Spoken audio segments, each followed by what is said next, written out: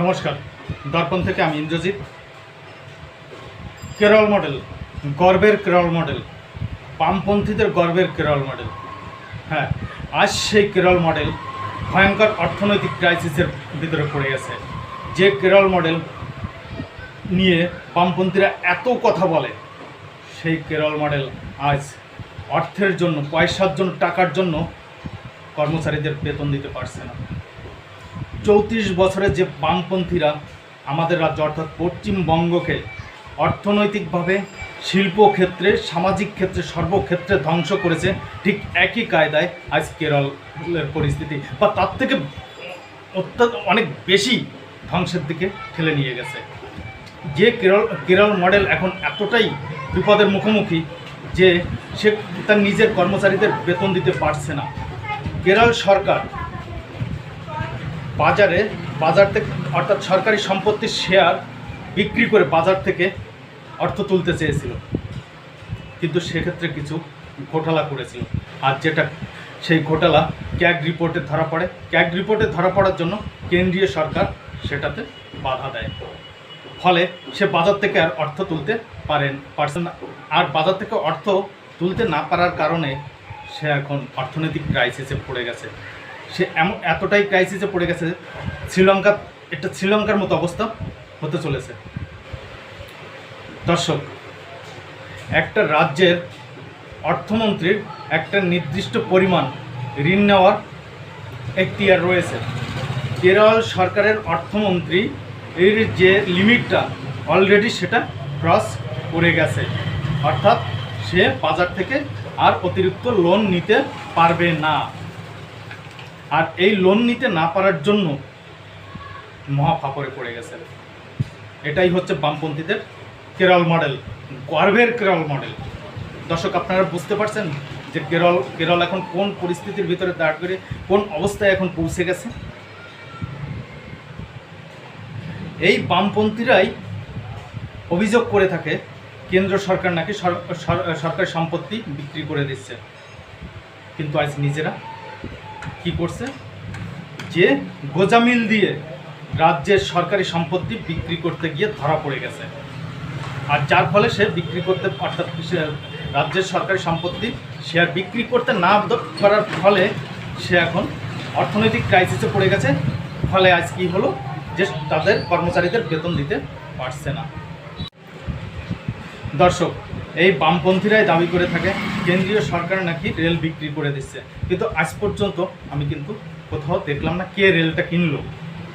অর্থাৎ এই বামপন্থীদের অভ্যাস হচ্ছে মানুষকে অর্ধসত্য কথা বলা। একটা হচ্ছে বেসরকারিকরণ আর বিক্রি করা, দুটো আলাদা বিষয়। লোকসানি খাত বা যে খাতে বেসরকারিকরণটা কি, যে সরকারি যে প্রতিষ্ঠানটা লোকসানে চলছে, তার মানে আমাদের ট্যাক্সের টাকায় লোকসানি প্রতিষ্ঠানটা আমাদের চালাতে হবে। কি অদ্ভুত যুক্তি! কিন্তু ওই লোকসানি প্রতিষ্ঠানটা যখনই আমরা বেসরকারি প্রাইভেটাইজেশন কিংবা কর্পোরেটাইজেশন করে দিচ্ছি বা করে দিচ্ছে সরকার, তারপরে সে লাভ করছে। ওই একই কর্মচারী কিন্তু রয়েছে। তাহলে কি করে সম্ভব? আমরা ইতিপূর্বে দেখেছি এয়ার ইন্ডিয়া বছরের পর যখন থেকে সে টাটার কাছ থেকে নিয়েছিল, তারপর থেকে সে লস আর লস। কিন্তু এখন যখন আবার টাটার কাছে ফিরে গেছে, দেখা যাবে সেই এয়ার ইন্ডিয়া আবার লাভের মুখ দেখছে। কিন্তু এয়ার ইন্ডিয়ার কোনো কর্মচারী কিন্তু তাকে চাকরি থেকে তো বাদ দেয়নি। সেই একই কর্মচারী, একই এমপ্লয়ি, একই সব কিছু, ম্যানেজমেন্ট সব কিছু একই, কারও কোনো রকম কোনো সমস্যা হয়নি, তারাই তো কাজ করছে। আর যখন সরকারের হাতে ছিল, এদের মাধ্যম দিয়ে লসটা হয়েছে। আর ঠিক কেরলের ক্ষেত্রটা দেখুন, এই বামপন্থীরা তাহলে অভিযোগ করে থাকে যে কেন্দ্রীয় সরকার সরকারি সম্পত্তি অর্থাৎ বিক্রি করে দিচ্ছে। অর্থাৎ জনগণকে কিভাবে বিভ্রান্ত করে, যে অর্ধসত্য কথা বলে, যে বিক্রি করে দেওয়া, প্রাইভেটাইজেশন এবং বিক্রি করে দেওয়ার ভিতরে যে পার্থক্যটা, এইটা জনগণকে বুঝতে দেয় না। আর জনগণ এত সময় নেই অত কিছু বিচার বিশ্লেষণ করে বুঝতে যাবে। ফলে বামপন্থীরা যেভাবে ওই বলে প্রোপাগান্ডা ছড়ায় সেই প্রোপাগান্ডাটাকেই বিশ্বাস করে নেয়।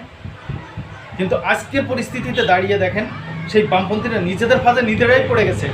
যে ঘোটালা করে সে কেরল রাজ্যের সরকারি সম্পত্তি অর্থাৎ শেয়ার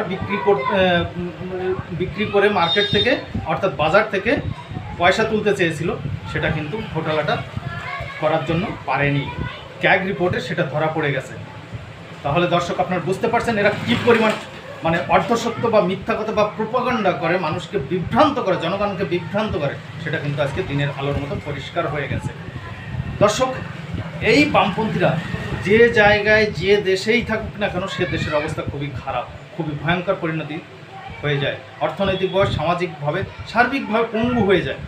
যেমন আমরা দেখতে পাই যে ভেনিজুয়েলার ক্ষেত্রে কি দেখতে পেয়েছি, সে তার পুরা মাটির নিচে খনিজ সম্পদে ভরা, তেলে ভরা, কিন্তু সেই ভেনিজুয়েলা আজকে কি অর্থনৈতিক সংকট, খাদ্যের সংকট, কি ক্রাইসিসটা দেখা দিয়েছে, ভয়ঙ্কর পরিণতি সেখানে।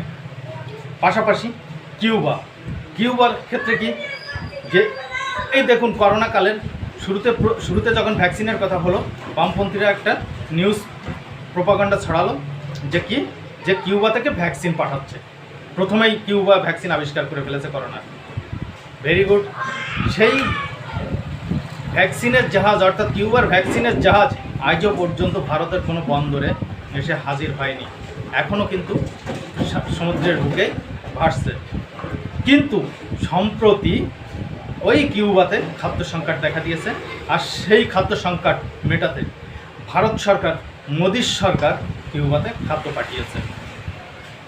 আর সেই বামপন্থীরা 24 ঘন্টায় মোদির উৎসাহ করতে ব্যস্ত। তাহলে বুঝুন এই বামপন্থীরা কতটা ভয়ঙ্কর দেশের জন্য, কতটা ভয়ঙ্কর সমাজের জন্য, কতটা ভয়ঙ্কর জনগণের জন্য।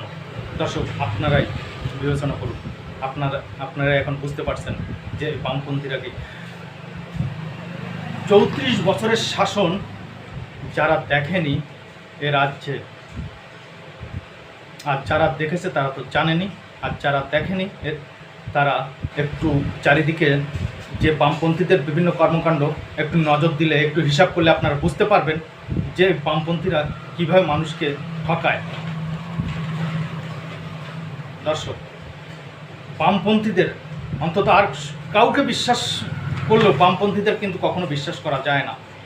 এদের কোনো কথা বিশ্বাস করার আগে আপনি অবশ্যই বিষয়টা খোঁজ নেবেন যে কথাটা সত্য বলছে, কতটুকু সত্য বলছে আর কতটুকু মিথ্যা বলছে, তাহলে আপনি বুঝতে পারবেন। নাহলে এদের কথার উপর বিশ্বাস করেছেন কিন্তু করেছেন।